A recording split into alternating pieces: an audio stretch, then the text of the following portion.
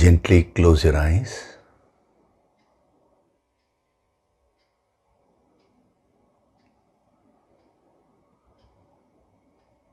Do deep breathing.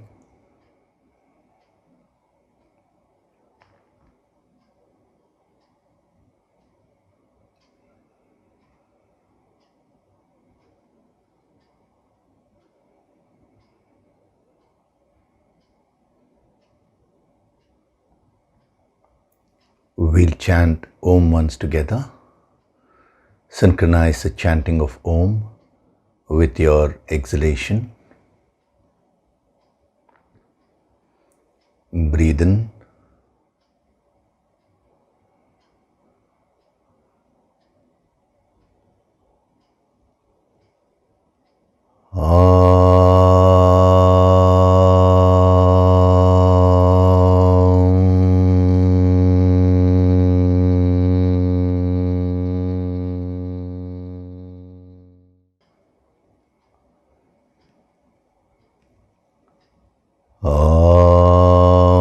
Sahana vavatu, sahanau bhunaktu, sahaviryam karavavahai, tejasvinavaditamastu ma vidvishavahai.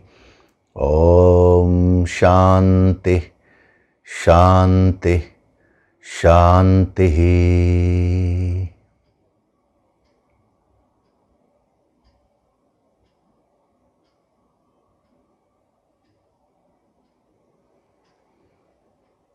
Gently open your eyes.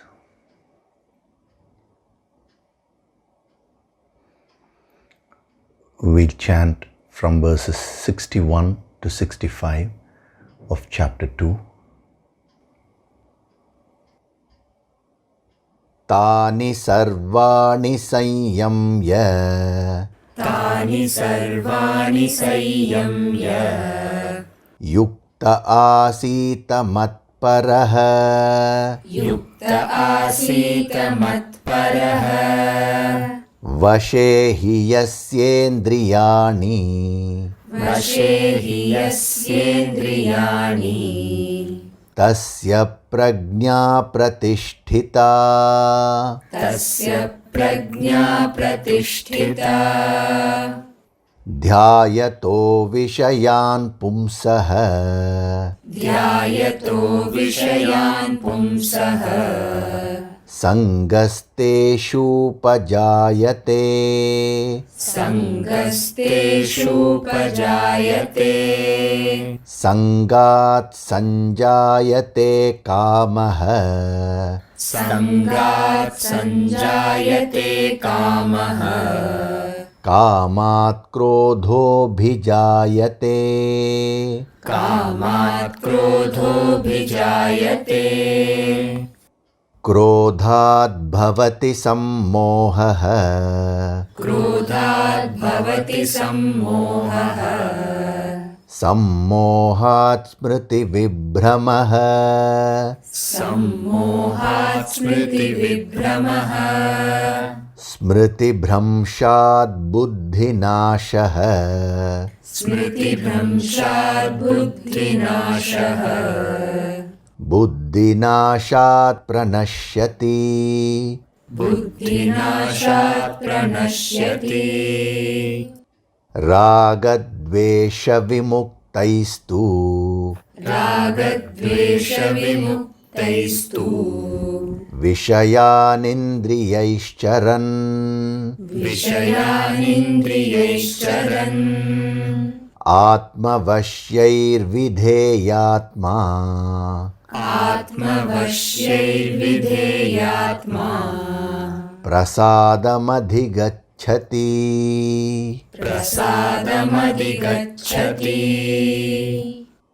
prasade sarvadukhanam, prasade sarvadukhanam, hanirasyopajayate, hanirasyopajayate, prasannachetaso hyashu, prasannachetaso yashu, buddhi paryavatishthate. Buddhi paryavatishthate.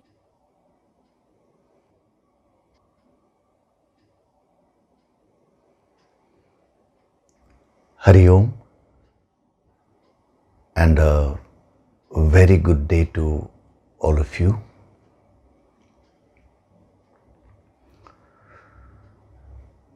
So last week I had given you an important principle which we can gather from verses 62 and 63. That is, big problems actually start in a small way.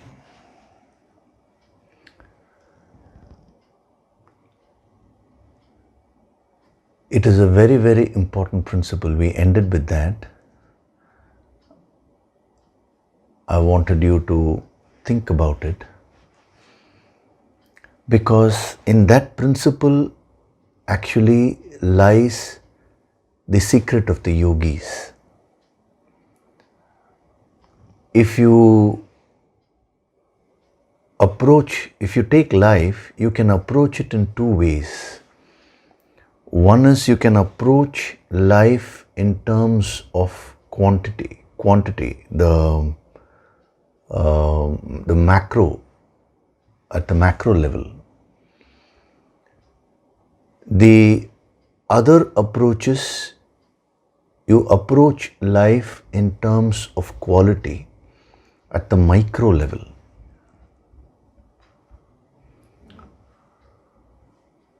Invariably, the majority of people approach life quantitatively.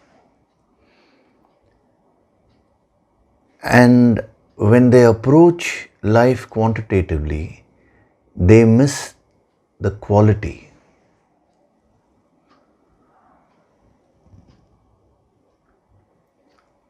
If you were to carefully see what is life,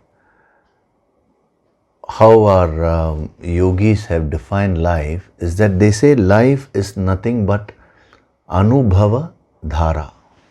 Anubhava dhara means a flow of experiences. Anubhava means experiences. So if you want your life to be wonderful, now you need to ensure that the flow of experiences is wonderful. And if you want the flow of experiences in your life to be wonderful, then you have to ensure that each and every experience is wonderful.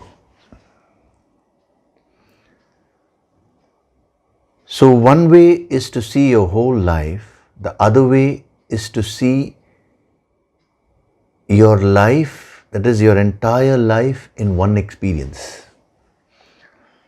If you can put your heart and soul into each and every experience of your life and ensure that every experience is of a very high quality, then your entire life is bound to be of one of a very high quality.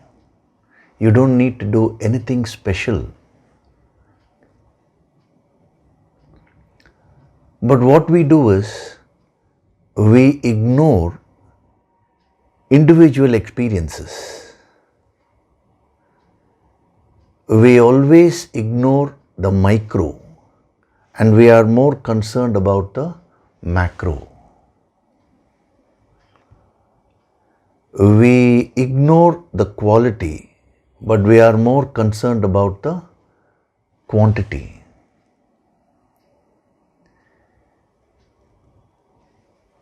The secret of happiness is in dropping the quantity and improving the quality of life.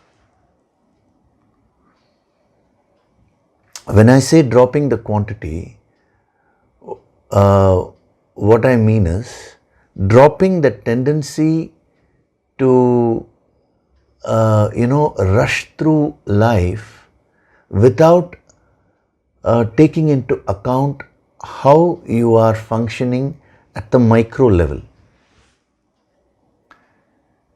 If you take a game of cricket, if a batsman is thinking about the century and he's not thinking about the next ball which he's going to face, he will invariably get out.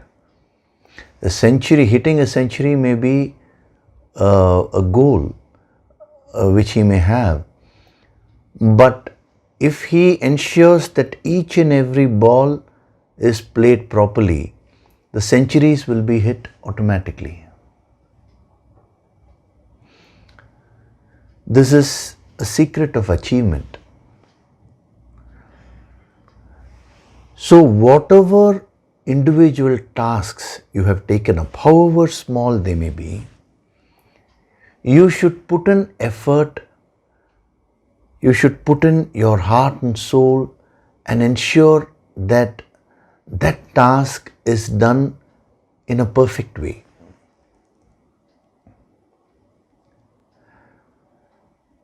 Sometimes when you have a very huge task to complete, and many people tell me that, my mind becomes blank. So in the management seminars based on ancient wisdom to the corporate world, whenever I take these seminars, I tell them, when you have a huge task in hand, now divide it into small tasks, very, very small units, and then start completing each task, which will be easy for you to conceive. All your energies will be gathered, they will not be frittered away. And as you start finishing each and every task, all of that put together, your entire task can be completed. So if you want your life to be happy, say for example, then from where should you start? Start from your small things, that is small experiences of life. When you wake up with happiness. When you brush your teeth, when you have your bath, when you have breakfast, when you sit for sadhana before breakfast, when you sit for sadhana, when you do your kriyas, whatever it is that you're doing, all those small experiences individually, do them in a very happy way. Then your whole day will become happy. And every day, if you lead a life in the following this principle, then your entire life will become happy. But the mind has the tendency to escape from the present experience, and it wants to get into a moha, a delusion of the quantity. If you want your relationship with someone, let's say your spouse or your children or your friend, whoever it may be, if you want your relationship with that person to flower, to become wonderful, then ensure that each and every moment which you spend with that person is wonderful. Ensure that you give unconditional love every moment to that person. Ensure that your conversations are very nice from your end first. Don't blame the other person. Now all that put together, how you treat the other person, how you view the other person first. Do you view the other person judgmentally, or do you view the other person with all acceptance and unconditional love? And I'm not talking of the quantity. I'm talking of every moment when you spend time with that person. So how you view the other person, how you relate with the other person, that will determine how your relationship is going to be. Another example which we can take is you are doing your work in office. Every task which is being given to you, do more than what is expected of you. That is another secret of the yogis. A yogi is one who always does more than what people expect him to do. He always gives more than what he takes. In the management jargon, what they call as exceeding the management expectations, they say. Now, when you give more, incidentally, you will also get more. You don't give more in order to get more, but that is incidental. So, every day, if let us say you're grumbling about your work, you're complaining about your boss, you're complaining about the work which has been given to you. As I told you last week, please don't use this philosophy to complain about others or to complain about something in life. Like, no, follow your swadharma. Oh, the work which I am doing is not my swadharma. Look for solutions. Right now, anyway, you have taken up that work. If you're not in a position to leave it, then you might as well enjoy it. Freedom is not in doing what you like. A great thinker said this actually. Freedom is not in doing what you like, but it is in liking what you do. So, as an aspiring yogi, you should develop this attitude. From a spiritual point of view, there is nothing like a big experience and a small experience. Every experience is important as far as spirituality is concerned. When you are all alone by yourself, what are the thoughts which you are generating? Let us say you are feeling very angry. Now you will not give importance to that. But when everyone is around you, that is quantity, how you behave, you will give importance to that. But a yogi reverses this process. Because when you are by yourself, whatever you are, if you purify yourself, then when you meet people, that is what you're going to manifest. If you don't purify yourself, what will happen is you will wear a mask. You will put on a show of purity, of goodness, when deep within you, you're having a lot of resentment and anger and complaints. So this is a very, very important principle. Big issues in life actually start very small and you fail to handle it when it is small.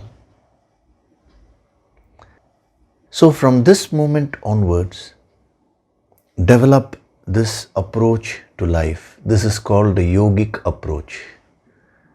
In the Yogic Approach, when we are studying even the Bhagavad Gita, when we apply the Yogic Approach and study the Bhagavad Gita, we are not concerned about covering more number of verses. A person who is concerned about covering more number of verses, his approach is quantitative. He wants to cover more material. And then once he finishes the Bhagavad Gita, I'm finishing in quotes, Once he says, now I finished Bhagavad Gita, now what other text shall I study? This is the quantitative approach. You will never ever be able to go into the depth. In Yogic Approach, we are very much concerned about the deeper messages embedded in every verse, in all these words.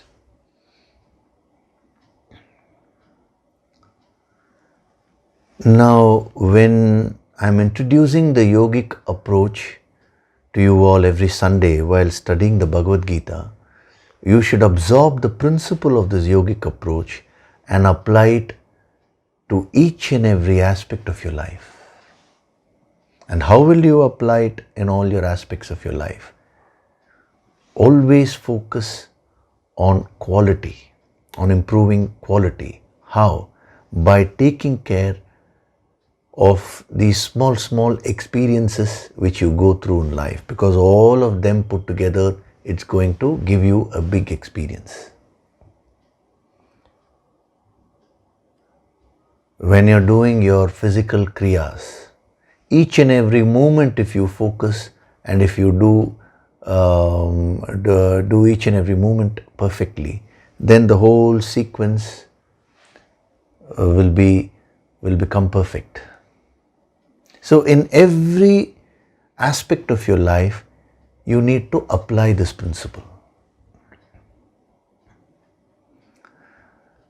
When the disciples of Buddha, they asked him, what is the origin of the universe?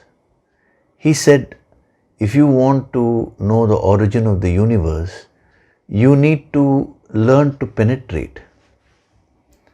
So they asked him, what is this penetration?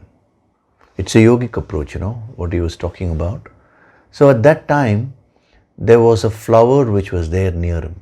So immediately Buddha took that flower and he said, now start meditating. Look at this flower and then close your eyes and meditate on this flower. Now, when they all meditated, after that he asked them, so what were you doing internally? They said, we meditated on the flower. How?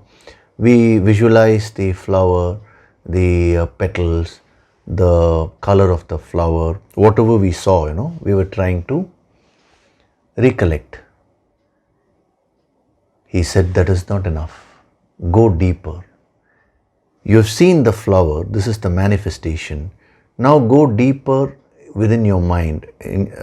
Just start thinking, what is there within this flower? So they did the meditation on that. And then he said, start going further deep. How this flower came from the fruit. And how the fruit came from the seed. And you go on penetrating. When you go to the end, you will find the origin of this entire universe. If you want to know the secrets of the macro universe, it is enough if you focus on the micro universe. Within the micro universe lies the entire secrets of the macro universe. So every master actually, every master was trying to give the same yogic approach from a different angle. That's all it was. So in other words, what was Buddha trying to say? Here is a flower in front of you, and instead of penetrating and doing the meditation with that in hand, now you are sitting and asking, what is the origin of the universe? See, you are quantifying things. You are escaping from your present experience. Instead, focus fully in this, he said. So take this up as a sadhana and start practicing that. Right from morning till night, you are doing so many things. Each and everything which you do, don't consider it as unimportant. A simple thing like the dress which you wear. When a guest comes, you are very well dressed. When nobody is there, you are not dressed properly.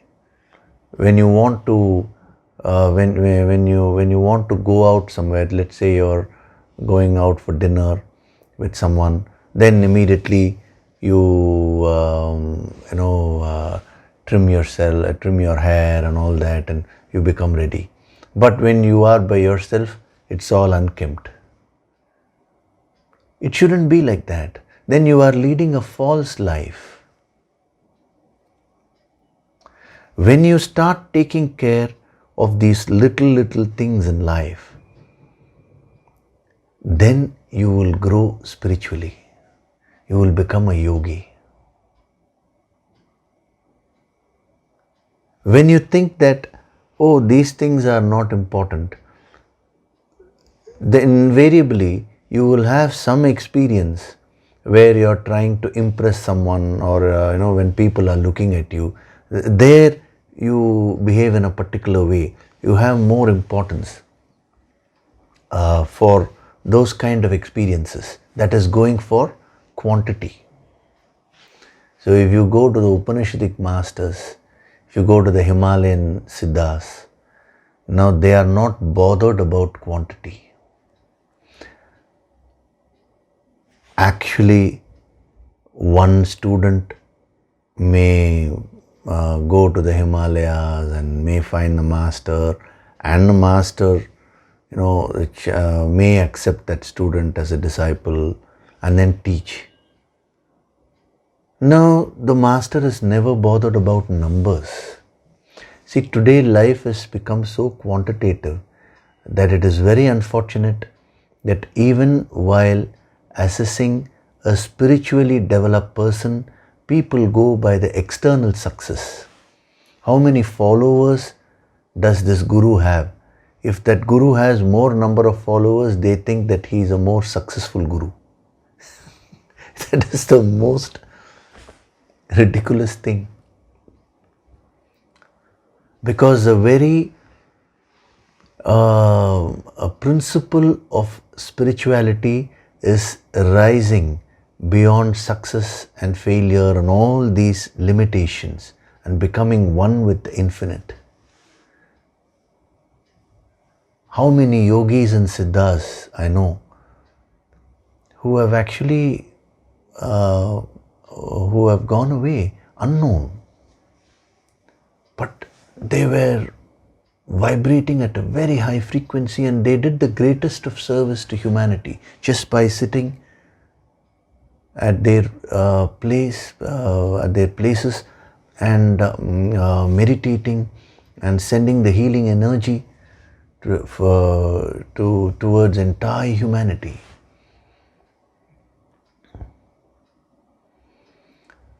So you should develop this depth in life. This is very, very important. So if you want to successfully come out of the ladder of fall, if you want to come out of moha, if you want to come out of attachment, the clutches of the modifications, if you want your buddhi shakti, the intellectual power to be awakened, if you want your clairvoyance to be awakened, now you need to practice this. You need to develop depth in life.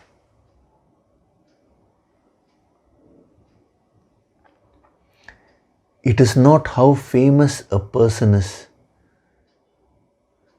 which determines what is the quality of knowledge which that person is giving. What a person is giving is important, not how many people are listening to it. So, practice this. Look at all the small experiences which you are going through in life. Are you doing all of them without any concern in a tamasic way, in a mechanical way? Then the major portion of your life is getting wasted.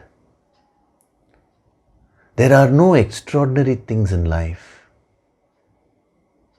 Everything is extraordinary if you follow this approach. So when you follow this approach, what will happen is, before a problem magnifies, you will start handling it right at the initial stage itself.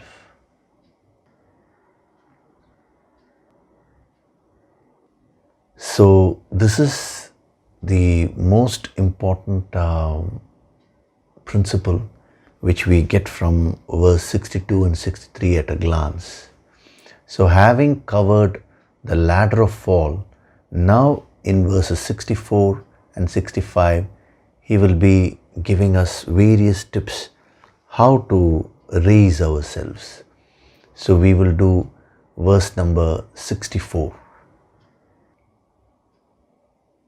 Ragadvesha vimuktaistu रागद्वेषविमुक्तैस्तु Vishayanindriyaischaran विषयानिन्द्रियैश्चरन् Atmavasyairvidheyatma आत्मवश्यैर्विधेयात्मा Prasadamadigacchati. प्रसादमधिगच्छति Ragadvesha vimuktaistu,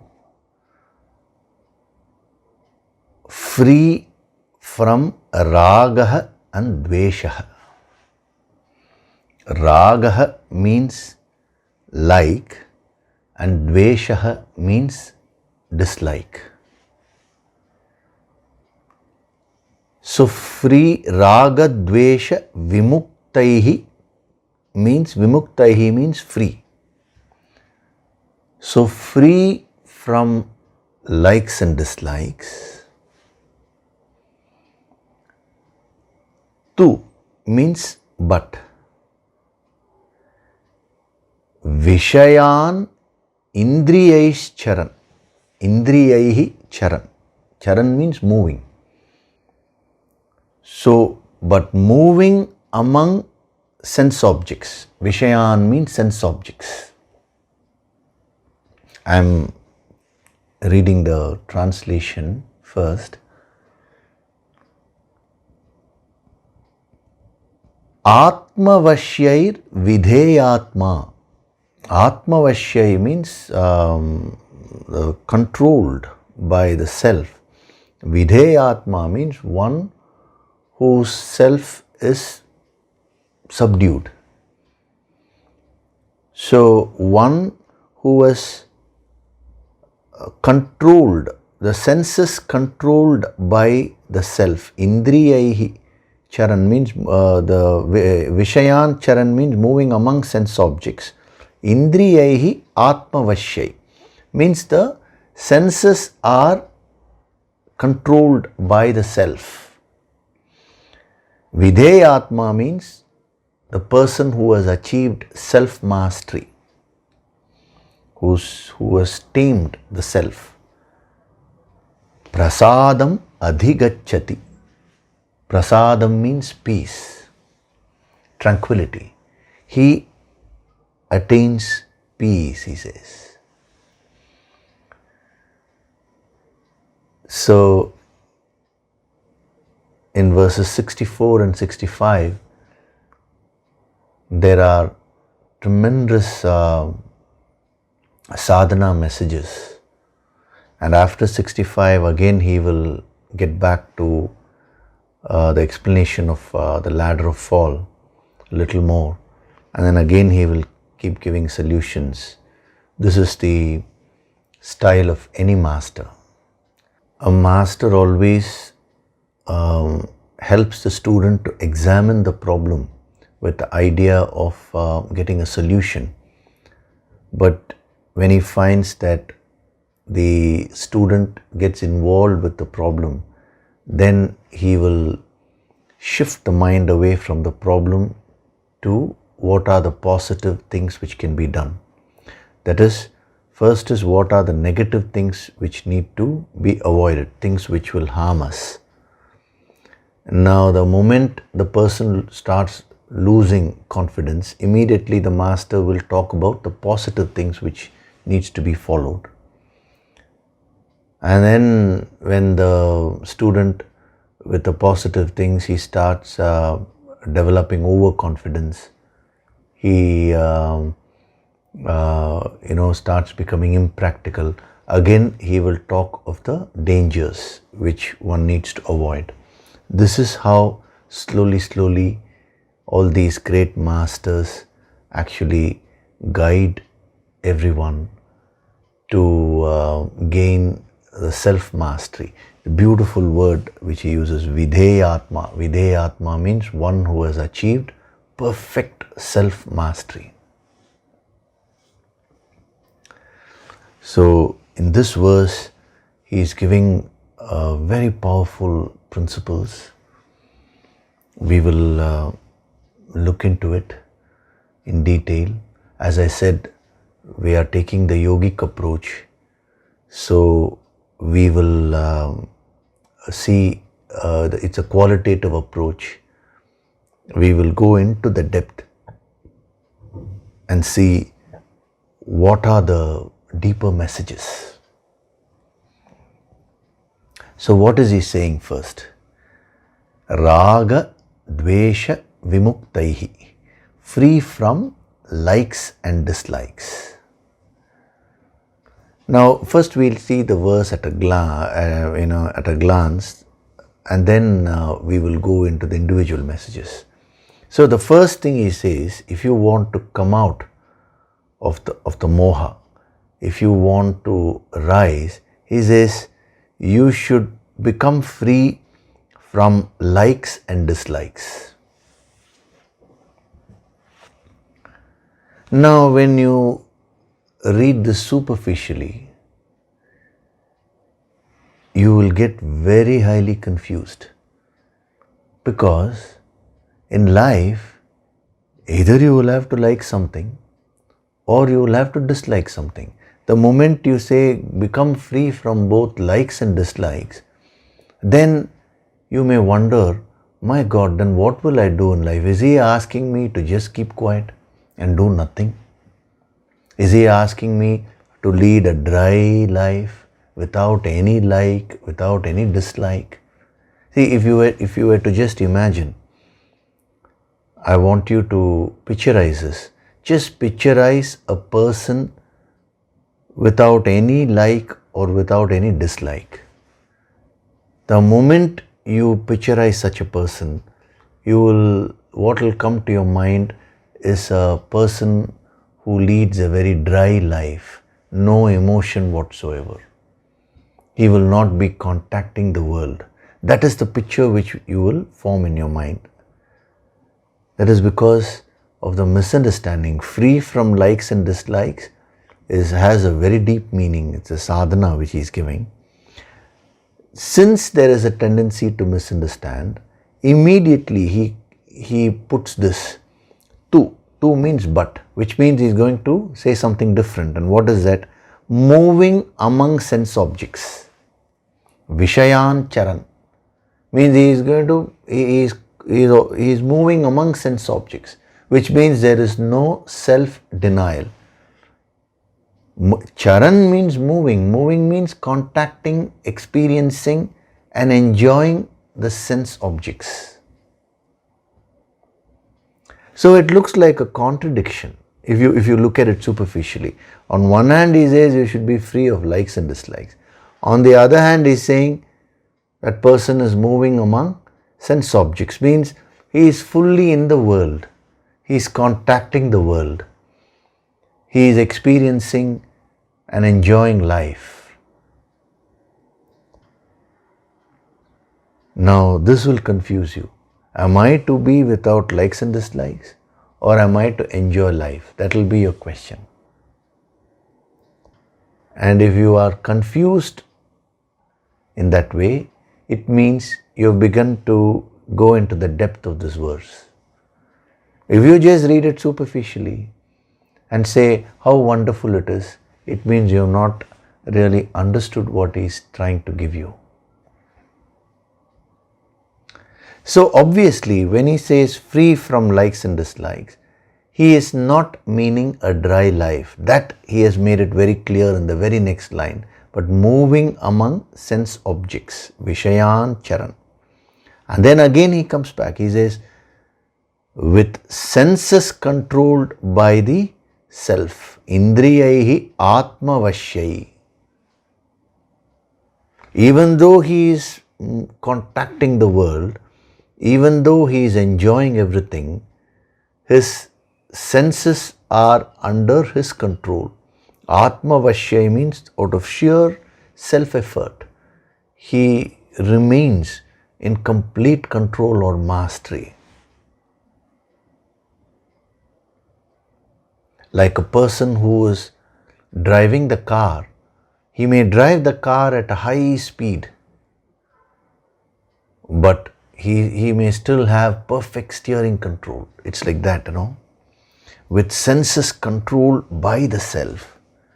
Videyatma, one who has achieved self-mastery, he attains peace, prasadam. Ultimately, the goal of your life is to attain peace, attain tranquility. See, everything which you do in life is ultimately to be calm, to experience that tranquility.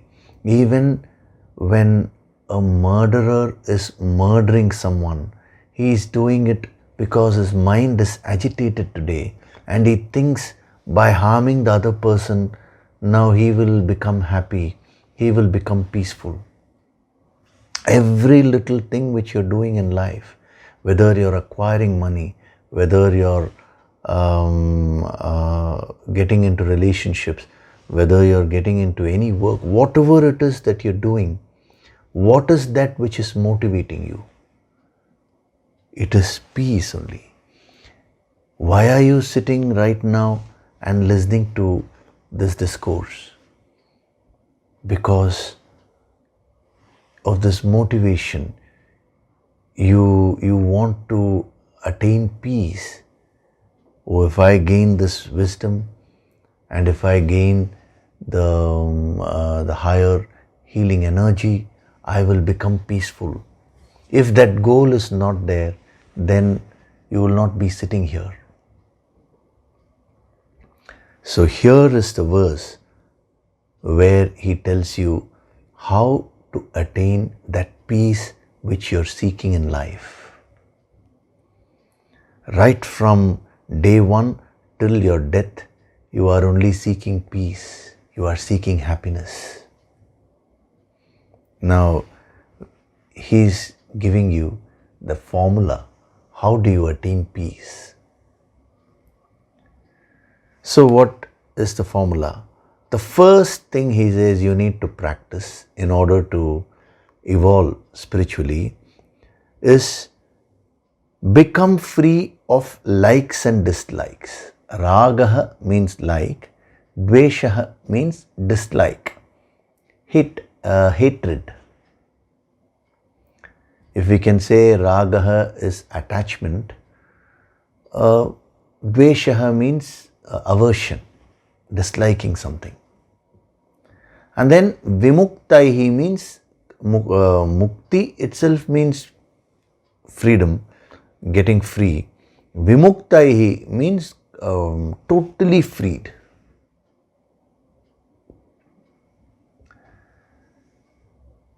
So, as I told you, the first thing that will come to your mind when he says free from likes and dislikes is, now I should lead a dry life. So he has made it very clear. That's why we saw the verse the total verse at a glance initially. And then after that, now when we go into the individual points, it will help you so much. So what does he mean by being free from likes and dislikes? Likes and dislikes will be there within everyone. This is the first point you need to understand. Without likes and dislikes, you will no longer exist.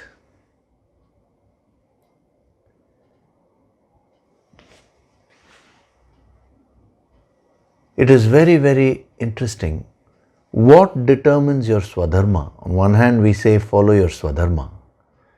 It is your desires, it is your likes and dislikes which actually determine your swadharma. Swadharma means your skills, what you're good at, what you enjoy doing. If you say my Swadharma is painting, what does it mean? It means you like to paint, you love to paint, you have a desire to paint. See, these are all different words, interrelated. They all communicate the same thing. You know, most people, when the point about Swadharma comes, they say, follow your Swadharma. Then when the point about don't be free of likes and dislikes comes, they say, don't have any likes and dislikes. Now, either you should say that or this. If you're saying both, it means there is a catch there. So, being free from likes and dislikes does not mean don't have likes and dislikes. Everyone will have. That is why you find the life of the masters are so different from each other. You know, a person once asked me this question. It was a very good question. He said, sir, an enlightened person is one who has become who has merged with the infinite. He has become one with the infinite. Now, infinite is the same everywhere.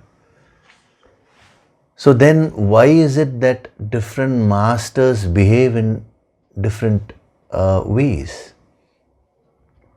You see the life of Krishna.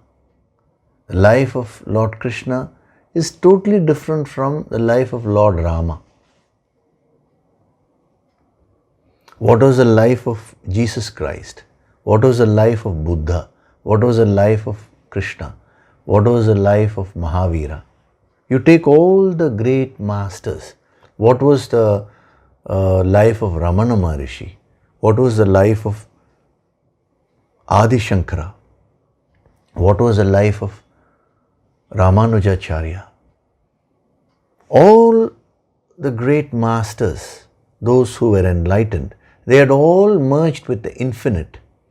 But the way they functioned in life was totally different.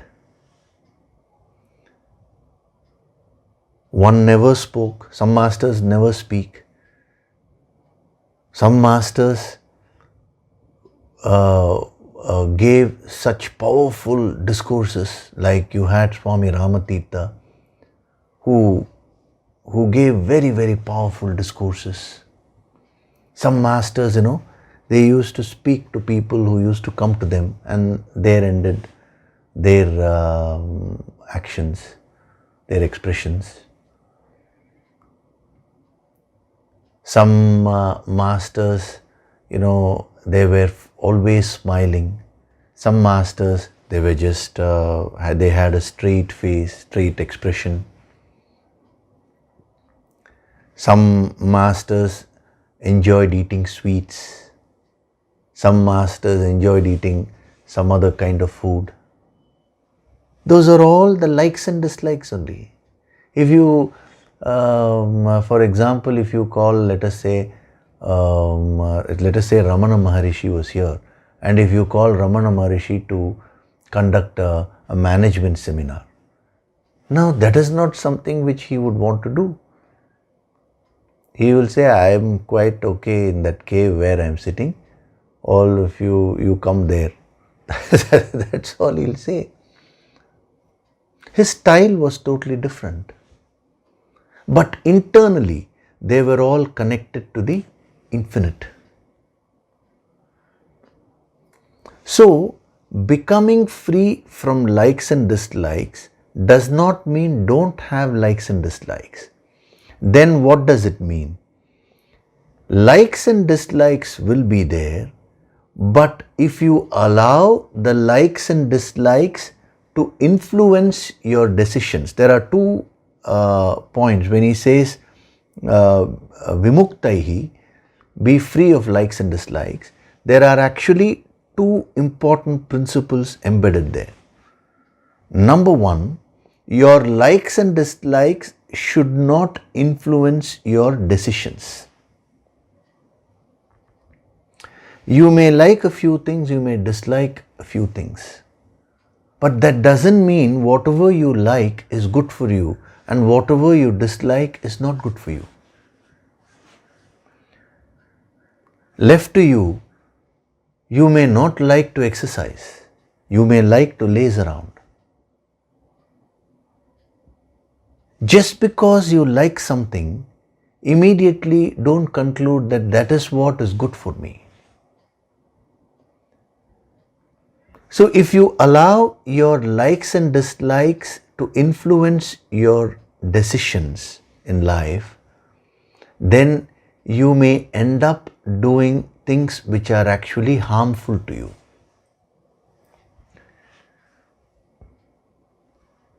What time should I wake up? I like to wake up late. I'm only giving an example. Supposing a person thinks like this. I like to wake up late, which means I dislike to wake up early in the morning, do the sadhana, do the kriyas, all these things I'm disliking. Now, if that person allows this like and this dislike to influence his decisions, then what is the decision he will make? His decision will be, I will wake up late in the morning. Now, is that good for him? A person may think, I like processed foods.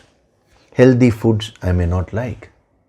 If that person now allows that like and dislike to influence his decisions, then what are the choices which he'll make with regards to food? All the foods which will harm his system. So the first thing, if you see, freedom from likes and dislikes means not allowing the likes and dislikes to influence your decisions in life. And when I say decisions, the decisions pertaining to your physical life, decisions pertaining to your emotional life, decisions pertaining to your external life, decisions pertaining to your relationships, decisions pertaining to your work, in your office, everywhere. Every moment of your life, you're deciding something or other. Even right now, you have decided to watch this. Otherwise, you will not be watching this. Why what you decided when the discourse started? This moment, you have decided to continue to watch this. If you decide to discontinue, you will switch this off. Every moment of your life, you're deciding something or other. And what decisions you take are so important in life. This is what the yogis called as the power to choose. See, if you take the other creatures, they don't have this power to choose. So for them, there is nothing to decide. As soon as a woodpecker is born, it starts pecking wood. There is nothing for it to decide.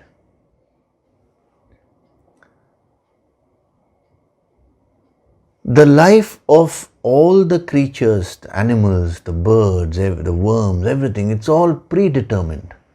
A human being alone has this power to choose, the power to exercise the choice and make decisions in life.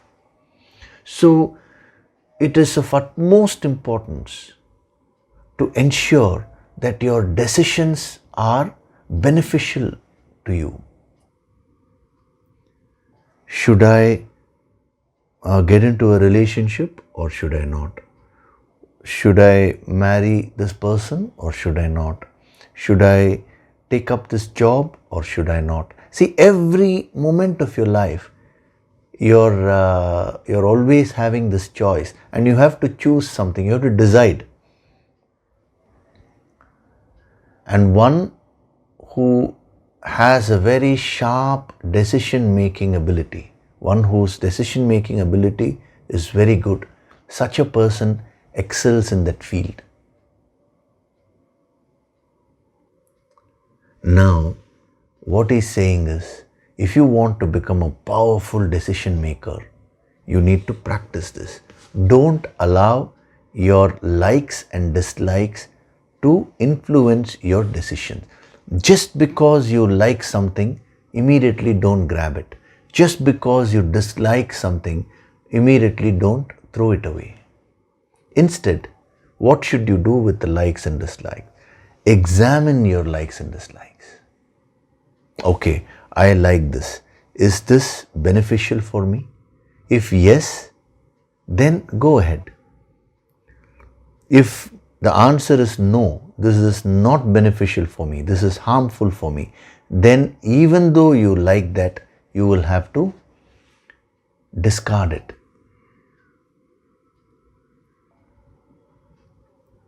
Similarly, your dislikes also. You dislike something that is there, but is this beneficial for me? Yes means you need to do it. You need to decide to take it up. If the answer is no, then you drop it off. Throughout your life, the problem is you are allowing your likes and dislikes to influence your decisions. That's why I covered that point last week. I answered that question. A person had written that earlier he was watching these sessions bang on time, Sunday morning 7 a.m. He's an Indian only, living in India. At 7 a.m. I was watching that. But the moment you announced that these discourses will be kept in YouTube, anytime you want you can revisit and you can watch them again, then slowly the mind started slipping. He is actually, last week I didn't tell the question fully. He has explained the process so beautifully. What he has asked is, initially instead of 7 I started seeing at 7:10. Then slowly it became 7:30, and he said, after a while I found that I have a backlog of about 2 weeks. I never watched because it is always there. I'll see it later. That is how the likes and dislikes will come and take you away from things which are extremely beneficial to you. A person says, I have so much of pressure, in my office. I'm not getting any time. But whenever he gets time, is he using it productively? No. Is he using it to enrich his relationships with his family? Is he using it to do good things? No. He will be using it in a very unproductive way. He may just be playing games on the computer all the time, when he can use that time to enrich his life. I'm not against playing computer games. I'm saying when you overdo it, But then when he will be complaining, whenever more work is given in office, he will say, they are not giving me any spare time. But when the spare time is given, he is not deciding. He is allowing his likes and dislikes to influence his decisions. So this is the first training which you need to give to your mind. Your mind is full of likes and dislikes. So when it is said follow your Swadharma, the broad likes which you have, you should take up a field of activity based on your desires and likes only. Basically what you are interested in. But then, having gotten into the field of Swadharma, on a day-to-day basis, there are a lot of small likes and dislikes which you will be facing, small decisions which you need to take. For example, you may, a part of your Swadharma maybe to study the spiritual truths, let us say. So what do? You decide to listen to these discourses, as this man was saying.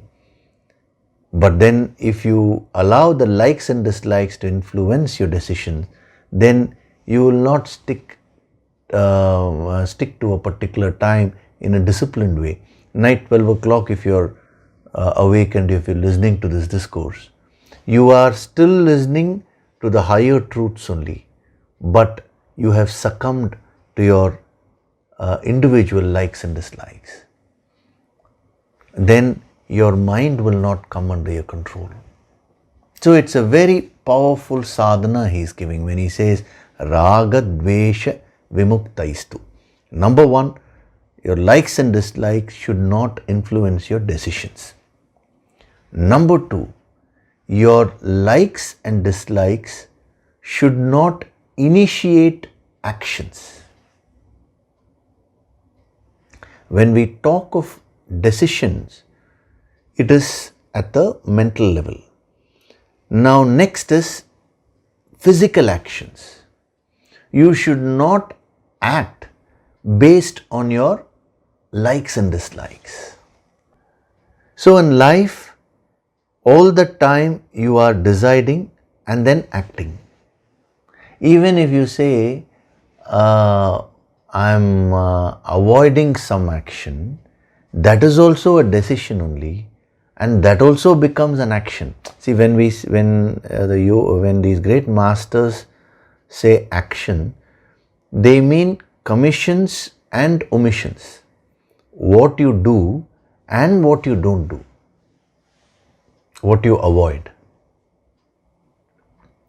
So one is at the decision level and the other is at the action level. So these are the two things which you're doing in life. As a human being, you've been given the choice of action, the power to choose. Now using this power to choose, what are you doing? You're all the time deciding something and then you are acting. Now he says, your likes and dislikes should not influence your decisions, number one. And then your likes and dislikes should not initiate actions on their own. It means just because you like to do something, immediately don't do it. Just because you dislike to do something, immediately don't avoid it. Examine your like or dislike. Is this action good for me? If yes, I will do it. This is a sadhana which again Lord Buddha gave his disciples. He said, whenever you want to do something, ask yourself, will this action, will this be good for me? Will this do good to others also? The answer is yes, then you do it. If the answer is no, he says avoid doing it. So being free from likes and dislikes does not mean not having likes or dislikes, but it means not allowing the likes and dislikes to influence your decisions and initiate your actions. The stronger your raga, that is like, or the stronger the dvesha, the dislike, the more is a danger that can pull you away.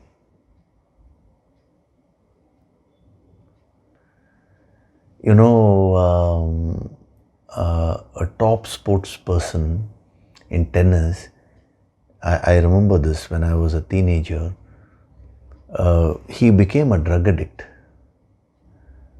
And he was right in the, at the top. But he got into drugs and, he never lived up to his potential. So when he was asked, later of course he came out of drugs, he went through a lot of therapy and all this, and he was asked actually, what made you go for drugs? He said, I don't know. Because he had name, he had fame, he was right at the top, everything was there. Then why did he choose drugs and why did he ruin his career? He lost everything. He said, I don't know why I did it. Something within me made me do it, he said. When I heard that statement, that time I was, I think 15 years old, 15 or 16 years old, 16 years old. When I heard that statement, I used to think off and on about what he said. He had the best of things, but he says something within him made him go for drugs, made him go for it, and he became a drug addict and he lost all the glory.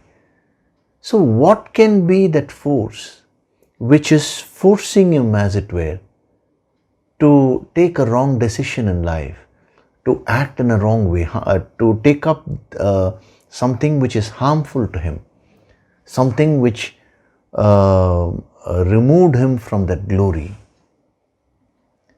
Then when I came across the message of these great masters, the puzzle was solved, It is the likes and dislikes. When your own mind is not under your control, your likes and dislikes will take over. In the next chapter, in chapter 3, he will be using several words to caution you against these likes and dislikes. This is not to say don't have likes and dislikes, but you should be a master of them.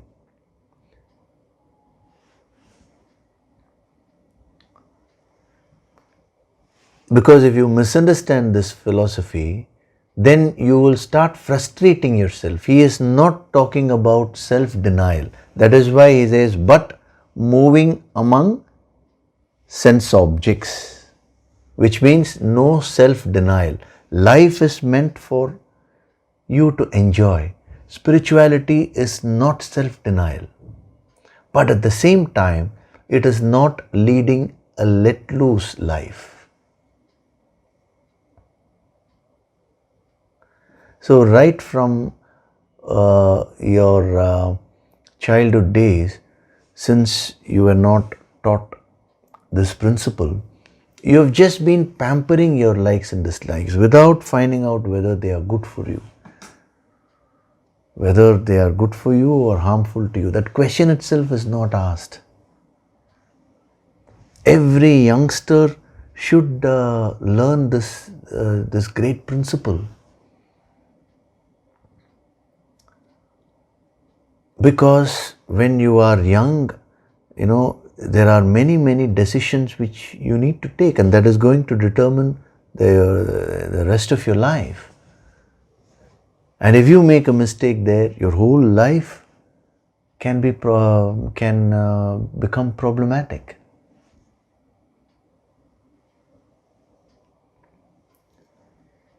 So, Raga Dvesha Vimuktaihi, not allowing the likes and dislikes to, number one, influence your decisions, number two, initiate your actions.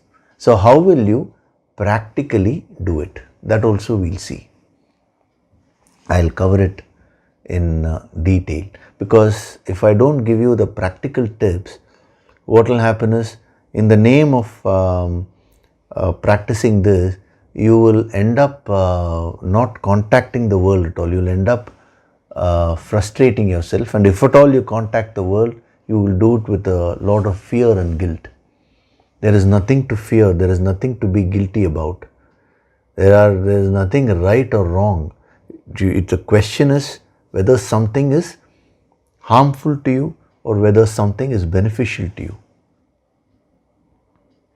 Many people ask me, sir, is alcohol wrong? They are talking morally. I tell them, forget the moralities. First of all, you examine, is alcohol harmful to my health or is alcohol beneficial to my health?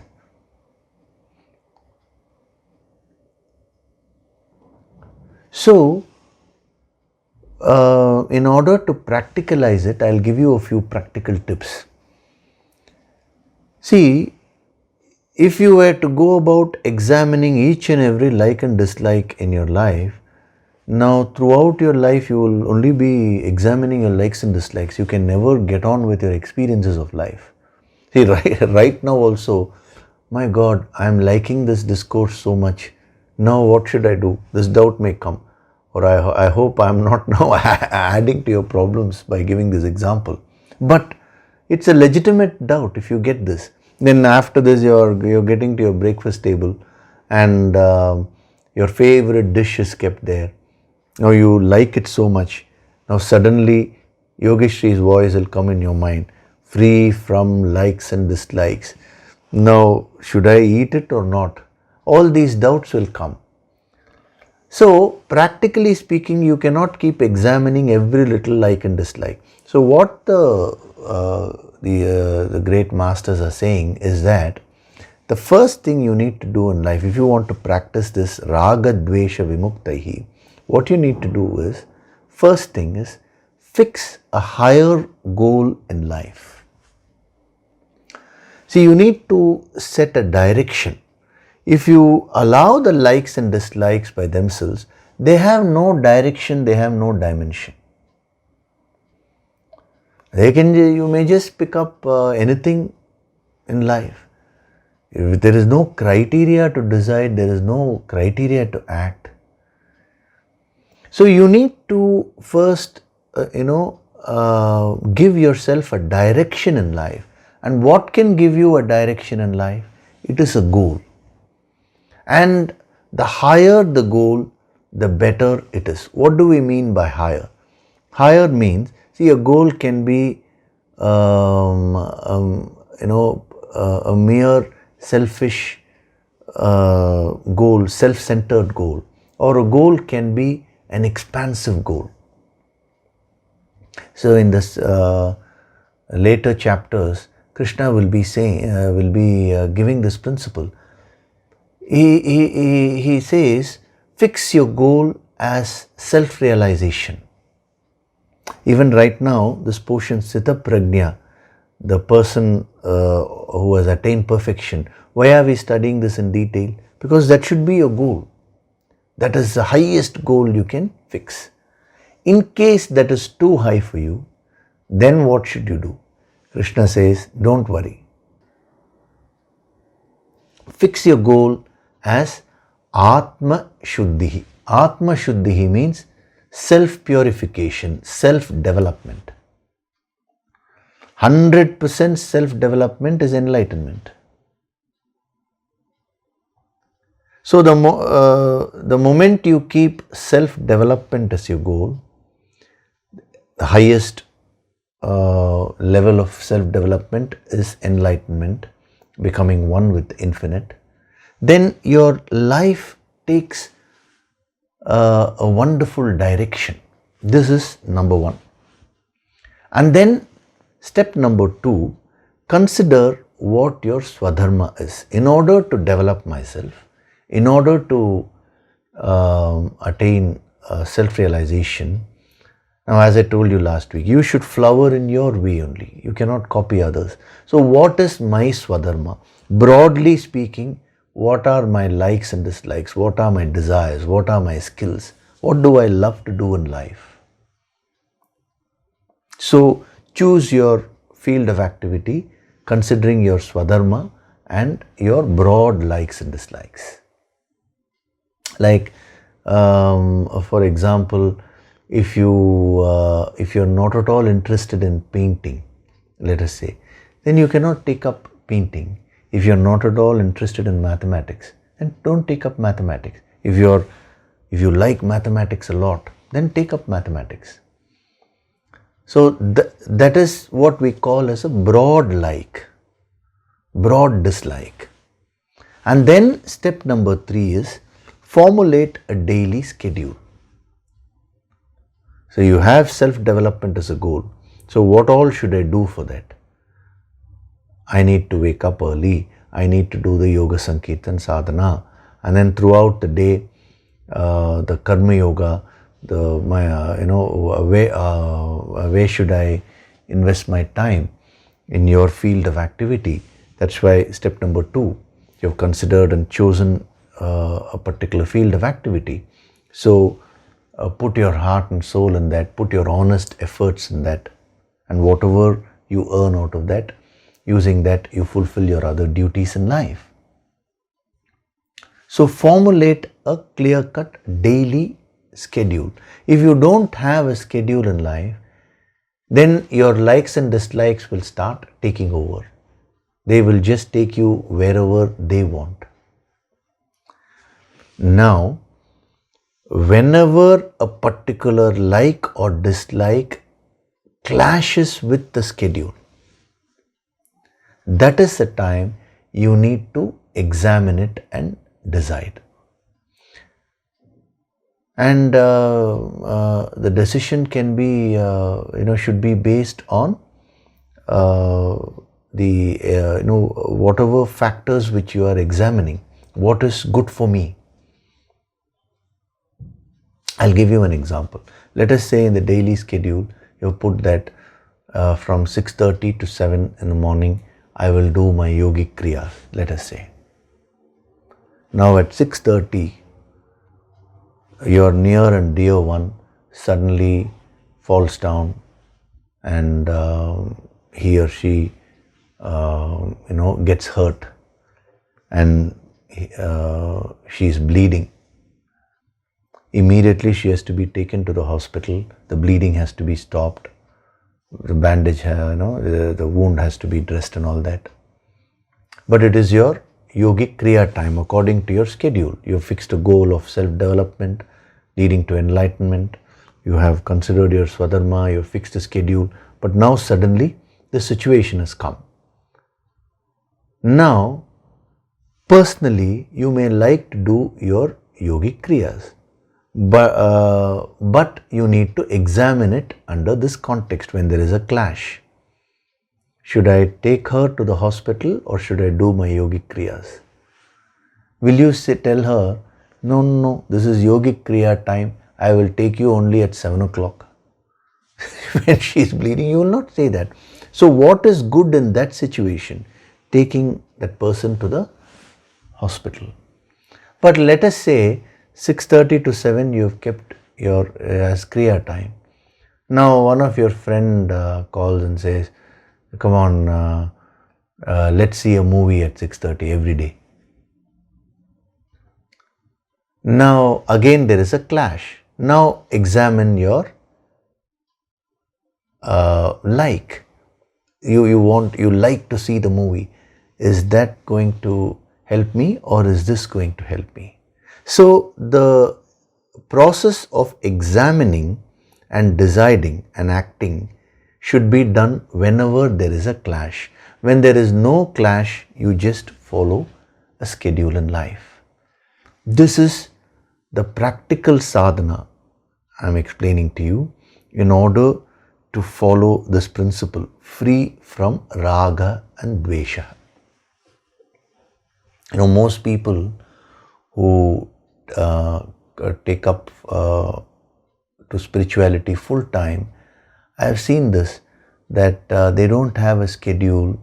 Slowly they become very lazy, If you go to the Himalayas, the Siddhas insist that you should have a daily schedule. All the Siddhas, they always talked of discipline. First, you should formulate a schedule, but you should have a goal and you should become disciplined. And then the next level is going beyond rules, going beyond discipline. But you cannot follow that straight away. Because if you see an enlightened person, he may not follow any discipline. But if you try to emulate that person, you will start following your likes and dislikes. See, this disciplined life is given as an antidote to counteract the effect of the likes and dislikes, the powerful influence. But for a person who has gone beyond all this, he doesn't need to follow any discipline because the likes and dislikes will never touch him. So you should not compare yourself with such people and say, now let me also emulate them. Then you will get into trouble. So instead of allowing your likes and dislikes to influence your decision and to initiate your actions, what you should do is you should allow the goal which you fix in life, the schedule which you have formulated, to influence your decisions, to initiate your actions.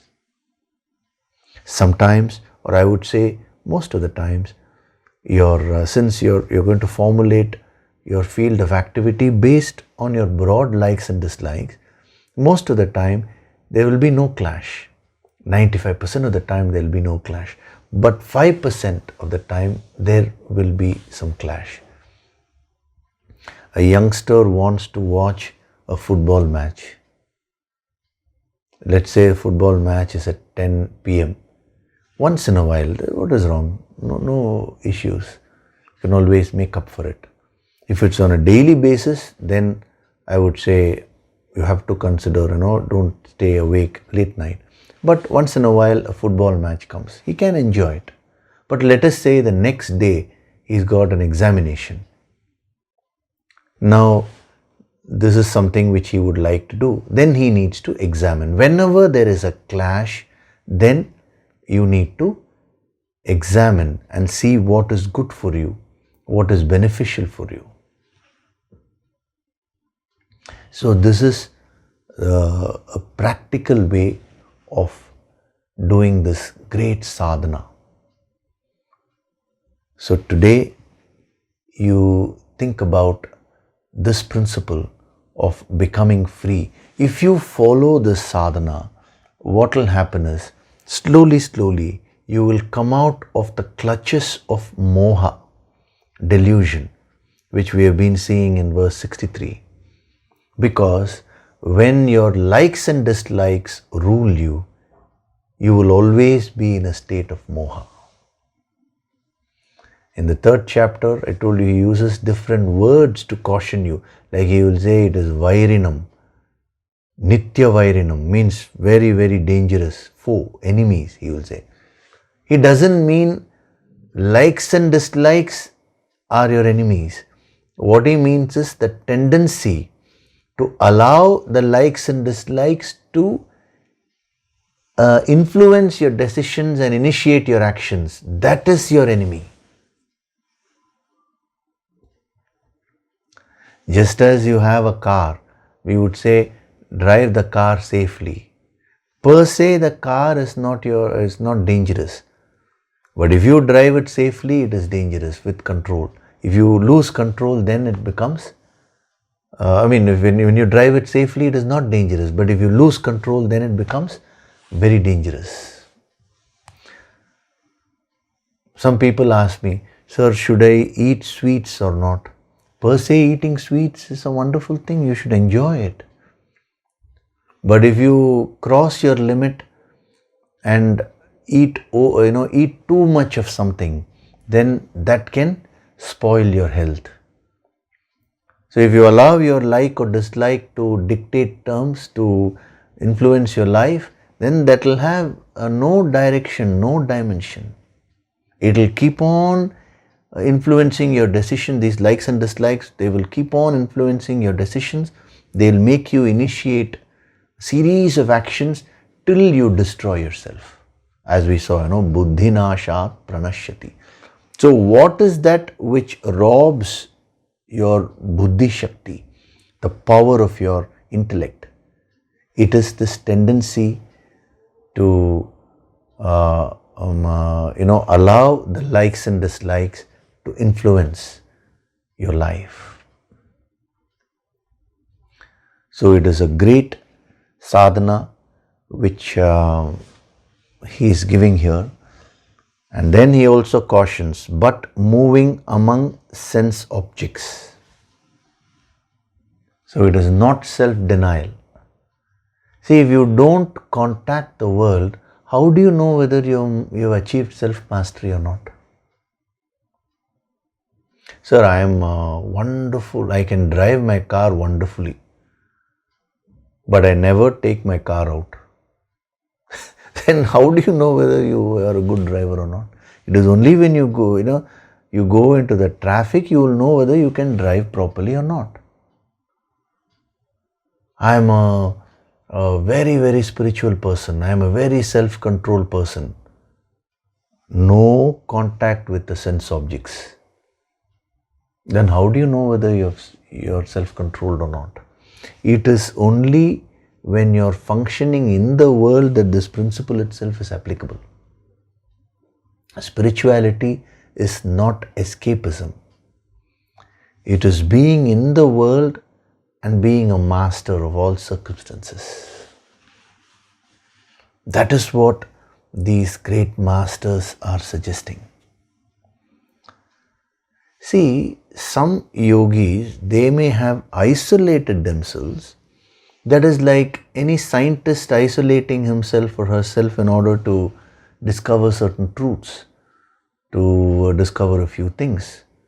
Like electricity was discovered in a laboratory, not in the marketplace. But electricity is meant to be used everywhere, not merely in that laboratory. Similarly, some yogis, because that is their swadharma, they may withdraw themselves in order to do research, in order to do more meditation and discover these great truths. But that doesn't mean you need to copy them and do whatever they did. No, you lead your life as it is meant to be, according to your swadharma. But practice these principles there. So why is it that they are suggesting fix a schedule? It is not enough if you are functioning in the field of your swadharma. But if you don't fix a schedule, then again the mind will take over. These small likes and dislikes will come. And anytime you want, you will exercise. Anytime you want, you will study the scriptures. Anytime you want, you will work in your office. It cannot be like that.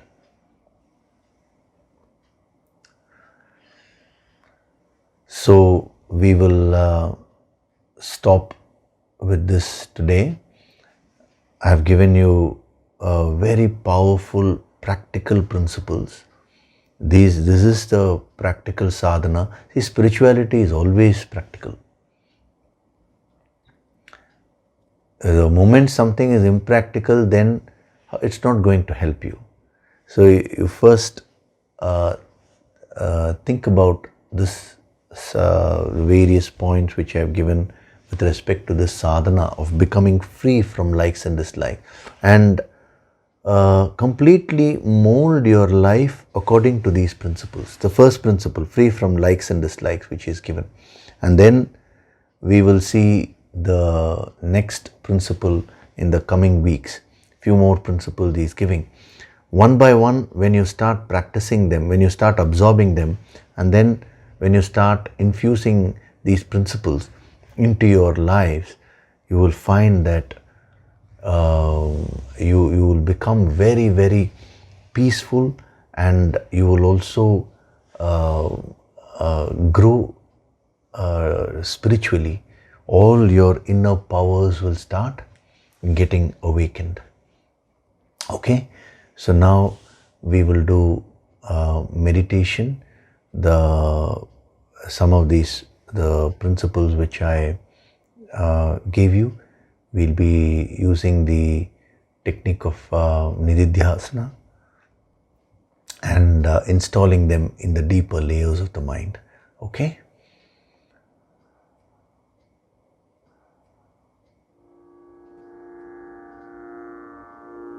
Gently close your eyes.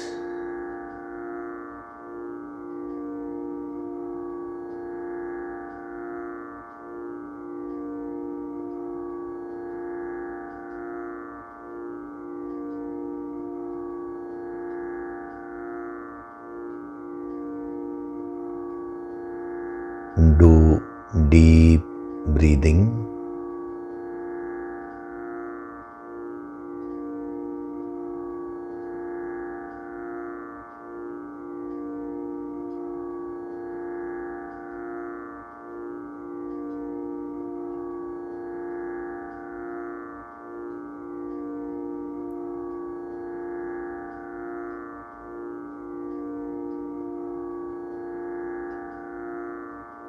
With every breath,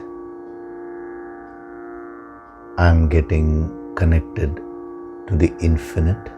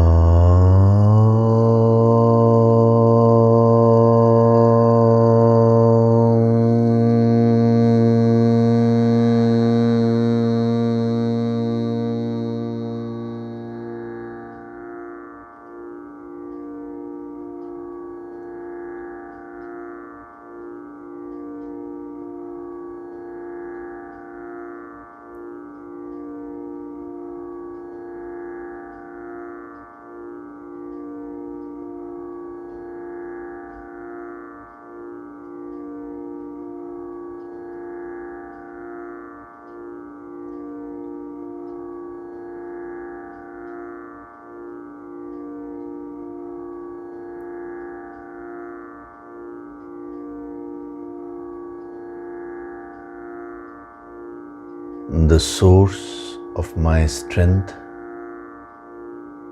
is the infinite.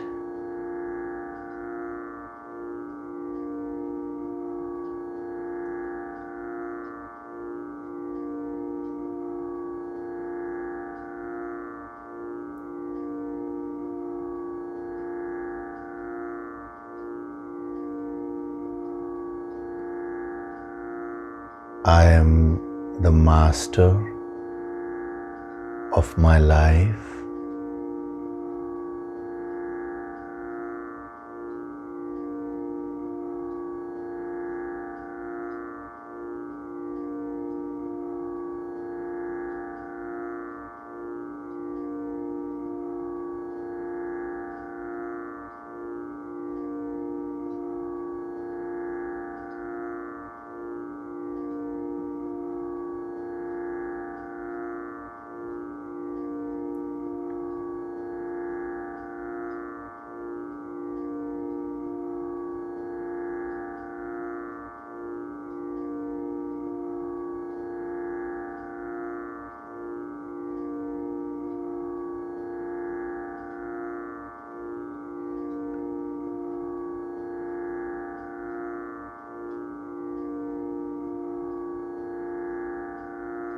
My goal in life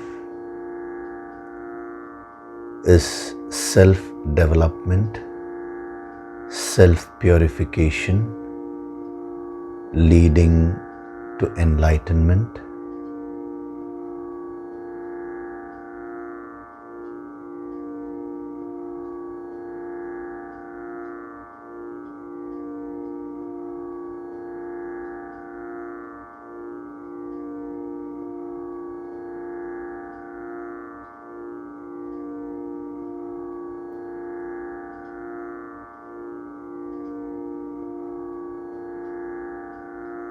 From this moment onwards,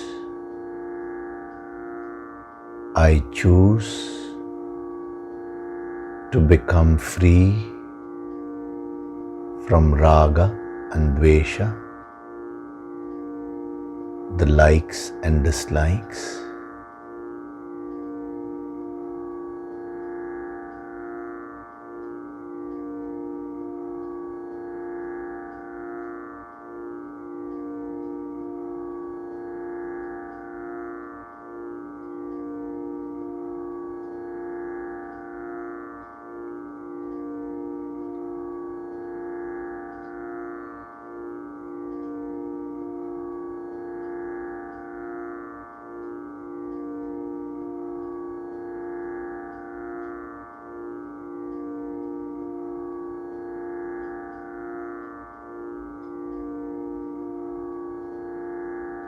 I choose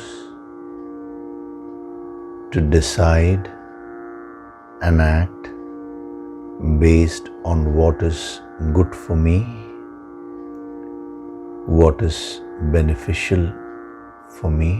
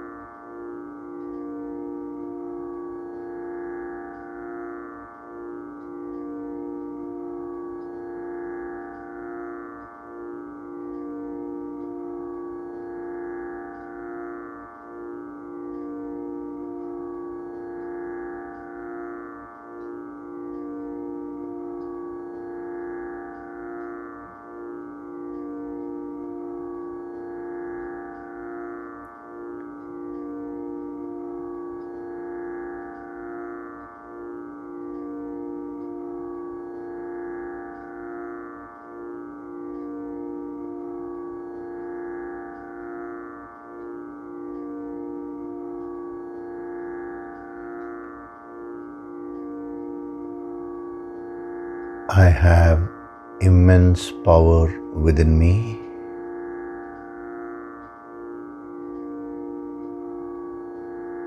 I am Swayam Prakashit, self-illuminating.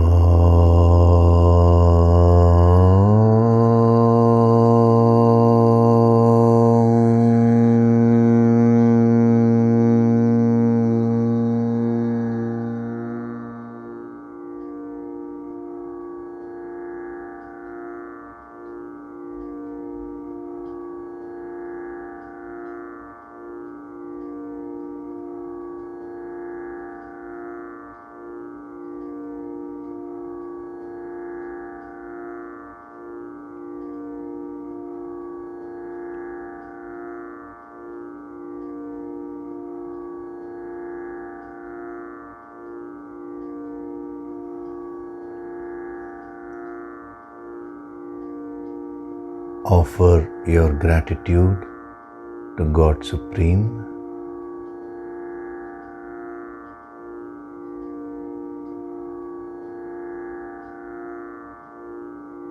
Offer your gratitude to your Guru and all the holy masters.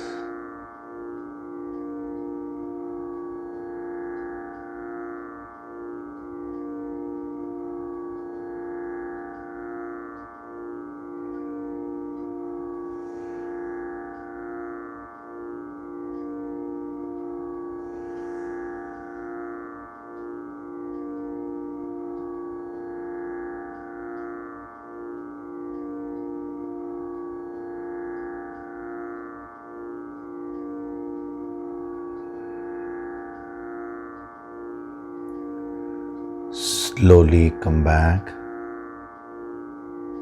wriggle your fingers and your toes, open and close your palms a few times. Rub your palms together to create a warmth. Cup your eyes with your palms.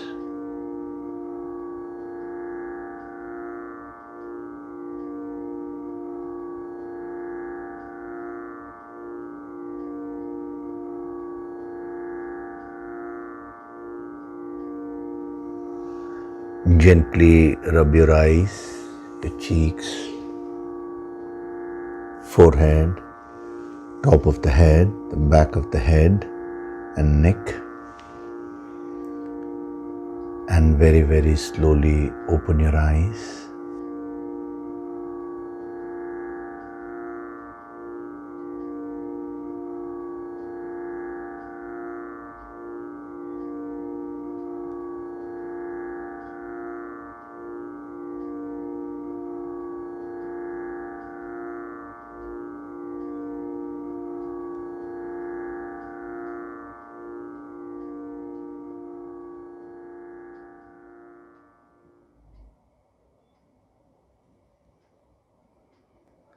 Welcome back.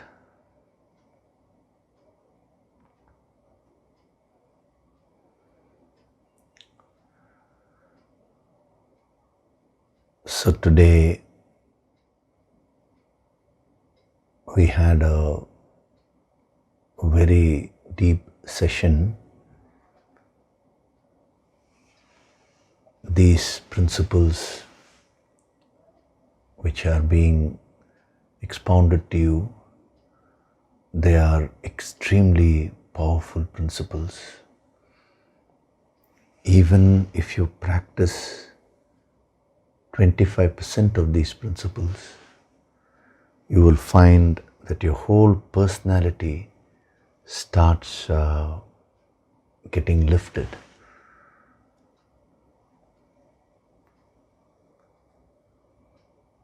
So it is not enough if you just understand the theory of it. I would request you to sit and examine your life. Have you consciously fixed a goal, a higher goal? Have you fixed a daily schedule? Because unless you have these tools, it is impossible to combat the powerful influence of raga and dvesha. And the more a person is able to handle the raga and dvesha, the more successful that person will be and the more peaceful he will become. This is the law of life.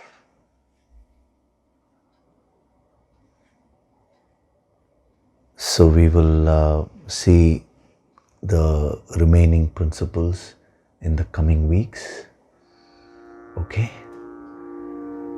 Thank you very much.